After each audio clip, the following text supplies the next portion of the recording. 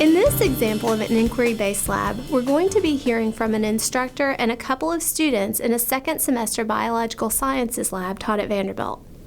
The students in this lab have previously taken a biological sciences lab and at least one chemistry lab. So while they may not be biological sciences majors, they've made some commitment to studying science. The lab in which these students are enrolled is an alternative to the standard second semester biological sciences lab, and it's characterized by a semester-long directed research project and an emphasis on experimental design and analysis. In this lab, groups of 8 students are partnered with an instructor, usually a TA. The group reads papers on a particular topic to provide background and to help them think about open questions in the area. With the guidance of their instructor, they choose a question and design one or more experiments to answer it.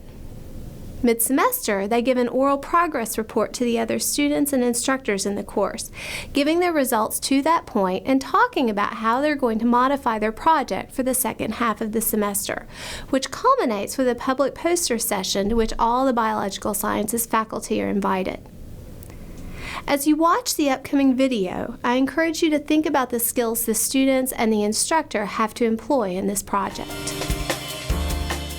So we read different papers that tested the methodological, chemical, and sociological aspects of hand washing, but there wasn't any literature on how effective different drying methods were in reducing the transfer of bacteria. So we decided to test 5 different common drying methods in reducing, or in their efficacy in reducing bacterial transfer, and found that there is a significant difference, or that time and the drying method used do make a significant difference in reducing bacterial transfer. How to research, how to do their own experiment. That's the real goal set that we have. That's the real skill set that I want them to learn, is to be able to think critically about, okay, you've got this great idea. Now, find out, will this work? How can we do it?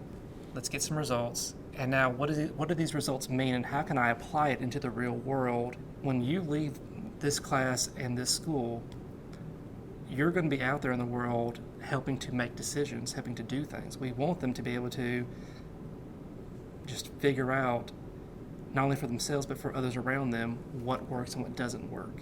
It's really the journey, not the actual end process here. My role is primarily one, to help them get the ball rolling, essentially to, specific for this project, choose some ideas, choose some papers that will help them learn about the problem or the possible avenues they could explore more thoroughly. And just kind of let them have time to internalize it and to talk about it. We have a few group discussions where they'll have time to debate amongst the various papers that they read.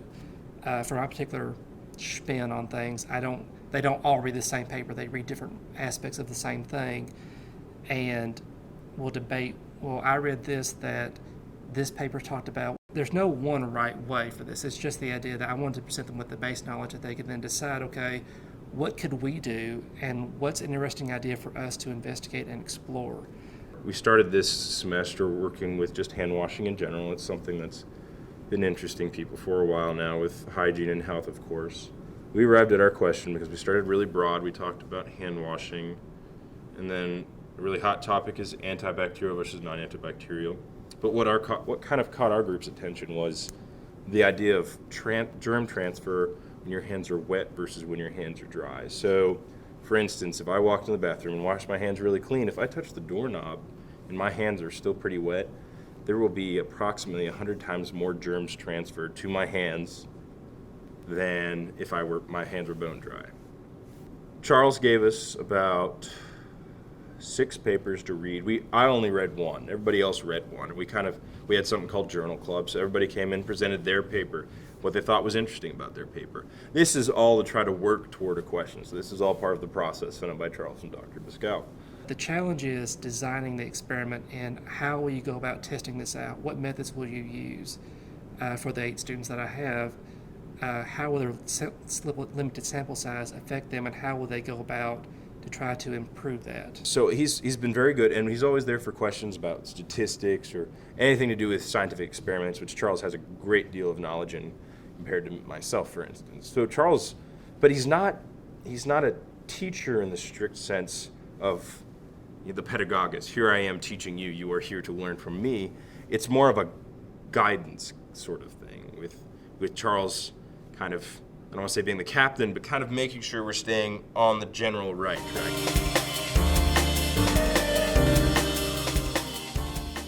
One way I try to get students to be a little more interactive, I've heard it described many years ago, a poor discussion is one where you're in a circle and you as a teacher are essentially the major spoke in the wheel, the wagon wheel.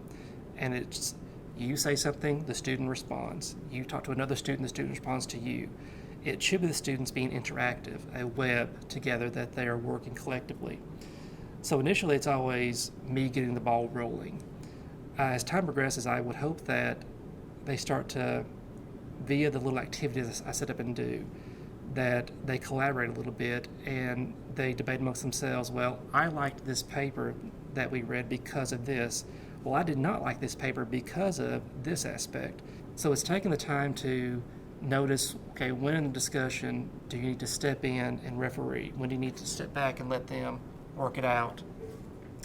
And when do you need to be a tiebreaker, essentially, to be someone to, okay, it's a great point you're making, but it's probably not going to work because of X reason. It's always good for students to have some ability to learn something that's unknown. They're so used to there is a right answer. Well, in reality, especially in science, that's not the case. You're designing the answer. You're figuring out what it is and how to do it. I try to go through and troubleshoot ahead of time to, like, are certain ideas feasible enough? But I never try to go through and do the experiment myself, meaning for this one, for past ones, I've not spent weeks doing trials over and over again. I've kind of investigated ideas, tried a few things. Yes, this can work, but I try to step back and let them do all the hiccups. There's times in the past where for projects, different one than this one, what some students worked on was totally unfeasible. And I wasn't sure if it would work or not, but I didn't think it would. But I still let them go through it because it's the journey that they're needing in this case. I want them to make the map of their education, not me hand them this map that they're following. In our particular setup, we had them as a checkpoint to how well they do in their experiments. We do a mid-semester presentation. The original goal was to do a pre-trial to kind of test proof of concept for the experiments they're designing. And the semester presentation is a reality check, as we call it, that, okay, now you must present your results. And for many students, it's the first time to also think about presenting publicly in a coherent fashion what they're doing, what they did, and how it relates to the real world. So after they spend their whole semester working on their ideas, can you show the world, not just the class, what you've learned and what you've done? So we'll have them make a large poster, which we've gone to the format of us printing it at cost, for them to present in a sort of a mimic of a real scientific conference. We'll just set up a lab area somewhere or a lobby area where they can all as a group set up and take turns with people walking by randomly that will go, oh, and they'll read the poster and they'll discuss what they did to this random person, which is usually professors in the department, honestly, but what they did, why they did it, and what they learned from it.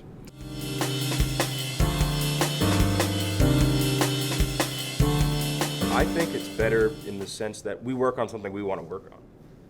I have a couple friends that are computer engineers, and they said Google, I think it's Google, is one of the most productive companies because they let people work 50% on what they're supposed to and then have 50% to work on whatever they want. So these are happier, more productive, more efficient people.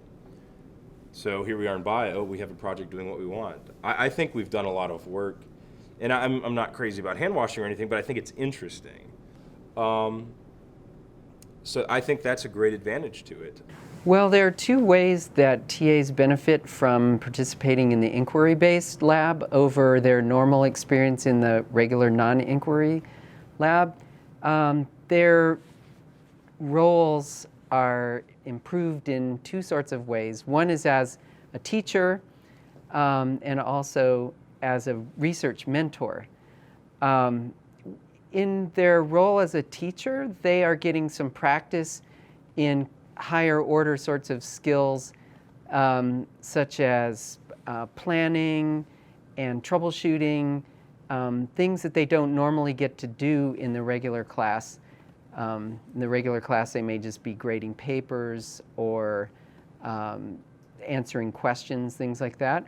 So the course has a somewhat flexible schedule, and so they have to figure out how to make their schedule mesh based on the demands of the project they're doing. They have to figure out how to make their schedule mesh with the course's schedule.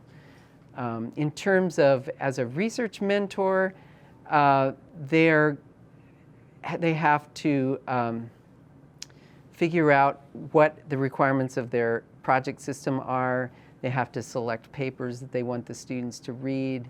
They have to plan for the materials that they're going to need to have for that project. So there's a number of things that they get experience with that they don't normally do in the regular non-research-based class. So here we saw another example of inquiry-based lab pedagogy.